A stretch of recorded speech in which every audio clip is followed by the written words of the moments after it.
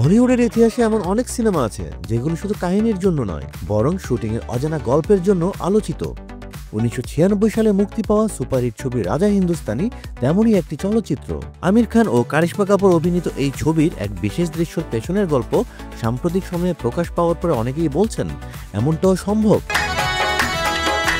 আর এত অবাক হওয়ার কারণ মূলত চুম্বনের একটি দৃশ্যকে ঘিরে, যেটি শুট করতে সময় লেগেছিল পুরো 3 দিন।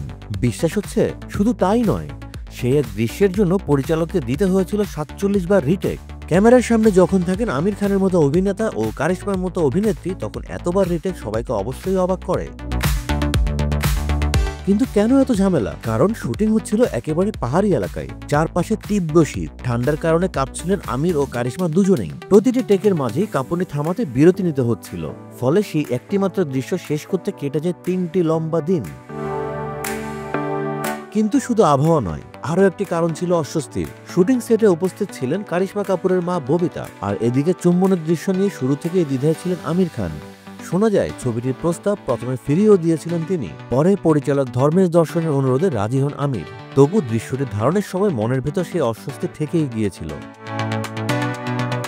কিন্তু এই কষ্ট বৃথা যায়নি। মাত্র 6 কোটি রুপি বাজেটে তৈরি এই ছবিটি বক্স অফিসে রেকর্ড গড়ে তোলে, আয় করে প্রায় 78 কোটি রুপি, অর্থাৎ বিনিয়োগের 10 গুণেরও বেশি মুনাফা করে ছবিটি।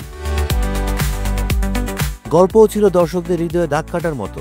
এক ধনী পরিবারের মেয়ে আরতি অর্থাৎ কারিশমা কাপুর এবং সাধারণ ট্যাক্সি চালক রাজু অর্থাৎ আমির খানের প্রেম কাহিনী তখনকার দর্শকদের মনে নতুন ঢেউ তোলে, আর সেই ঢেউ এনে দেয় সফলতার স্বীকৃতিও। ফিল্মফেয়ার অ্যাওয়ার্ডে সেরা অভিনেতার পুরস্কার পান আমির খান, আর সেরা অভিনেত্রী সম্মাননা জিতে নেন কারিশমা কাপুর। বলিউডের এমন অজানা আড়ালের আরও গল্প জানতে সাবস্ক্রাইব করুন বাংলা ফ্লো ইউটিউব চ্যানেল। একই সঙ্গে লাইক কমেন্ট করে সংযুক্ত থাকুন বাংলা ফ্লো ফেসবুক, ইনস্টাগ্রাম ও টিকটকেও।